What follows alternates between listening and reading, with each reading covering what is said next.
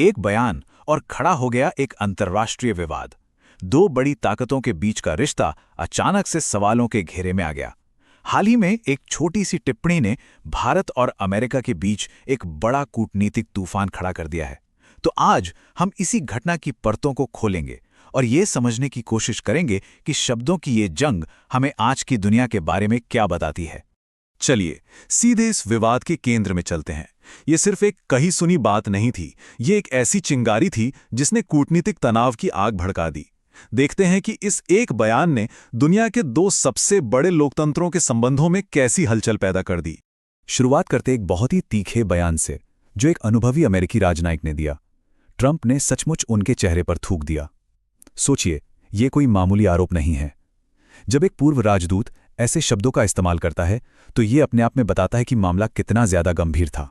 तो सवाल उठता है कि इतना कड़ा और कह सकते हैं कि अपमानजनक आरोप क्यों लगाया गया?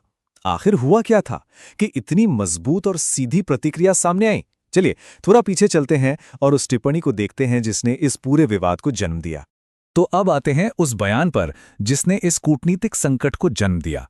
आखिर वो कौन से शब्द थे जो इतने चुभ गए? ये है विवाद की जड़। डोनाल्ड ट्रंप का भारत और चीन जैसे देशों को नरक यानी हेल होल कहना। ये सिर्फ एक बुरा शब्द नहीं है, ये बहुत अपमानजनक है, खासकर तब जब ये उन देशों के लिए इस्तेमाल किया जाए जिनकी सभ्यताएं हजारों साल पुरानी हैं। और देखिए, इस टिप्पणी के कई पहलू थे। ये सिर्फ भारत और चीन का अपमान नहीं था, इसने अमेरिका में जन्म से नागरिकता मिलने की नीति पर भी सवाल उठाया और साथ ही अमेरिका की बड़ी बड़ी कंपनियों में काम कर रहे लाखों भारतीय और चीनी प्रवासियों के योगदान को भी एक तरह से नीचा दिखाया। तो ये एक साथ कई मोर्चों पर किया गया हमला था। अब सोचिए जरा, ऐसी अपमानजनक टिप्पणी पर क्या उम्मीद की जाती है?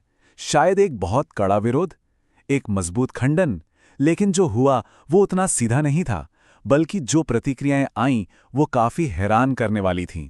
आइए देखते हैं कि अलग अलग देशों ने इस पर कैसे रिएक्ट किया। और यहीं से कहानी असल में दिलचस्प हो जाती है। भारत, जिसे सीधे तौर पर निशाना बनाया गया था, उसकी आधिकारिक प्रतिक्रिया बहुत ही शांत थी, लगभग चुप।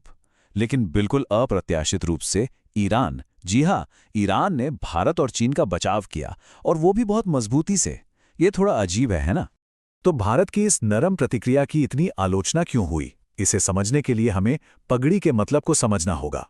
पगड़ी सिर्फ सिर पर बांधा जाने वाला कपड़ा नहीं है, ये इज्जत, मान और आत्मसम्मान का प्रतीक है। तो कई लोगों को भारत की ये चुप्पी ऐसी लगी जैसे देश ने अपनी पगड़ी का अपमान होने दिया है। अब भारत के शांत रुख के बिल्कुल उलट ईरान की प्रतिक्रिया देखिए। उन्होंने न सिर्फ भारत का बचाव किया, बल्कि अमेरिका को एक युद्ध अपराधी राष्ट्रपति वाला देश कह दिया। ये भारत के संयमित रवैये से एकदम अलग, एक सीधा और तीखा हमला था। तो इन अलग अलग और हैरान करने वाली प्रतिक्रियाओं के पीछे आखिर चल क्या रहा था? बात सिर्फ भावनाओं की नहीं है, ये रणनीति और राजनीति का खेल है। और इस खेल के दो मुख्य खिलाड़ी हैं, पहला अर्थशास्त्र और दूसरा घरेलू राजनीति। तो भारत इतना चुप क्यों रहा? ऐसा लगता है कि इसका जवाब अर्थशास्त्र में छिपा है। उस समय अमेरिका के साथ एक बहुत बड़ा व्यापार सौदा दांव पर लगा हुआ था। बातचीत बहुत मुश्किल दौर में थी। तो शायद भारत ने सोचा कि इस सौदे को खतरे में डालने से बेहतर है कि इस अपमान को नजरअंदाज कर दिया जाए। और ट्रंप का क्या? उनके लिए ये सब कुछ घरेलू राजनीति का हिस्सा था। अप्रवासियों पर हमला करके वो अपने राजनीतिक आधार, अपने वोट बैंक को मजबूत कर रहे थे, भले ही इसकी कीमत अंतर्राष्ट्रीय संबंधों को नुकसान पहुंचाकर चुकानी पड़े। ये एक सोची समझी राजनीतिक चाल थी।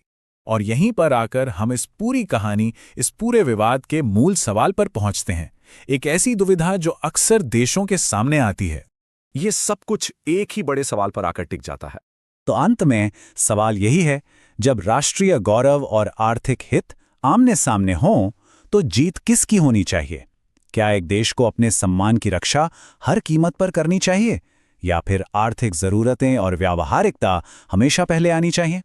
इस सवाल का कोई आसान जवाब नहीं है, लेकिन ये सवाल आज की वैश्विक राजनीति के बिल्कुल केंद्र में है।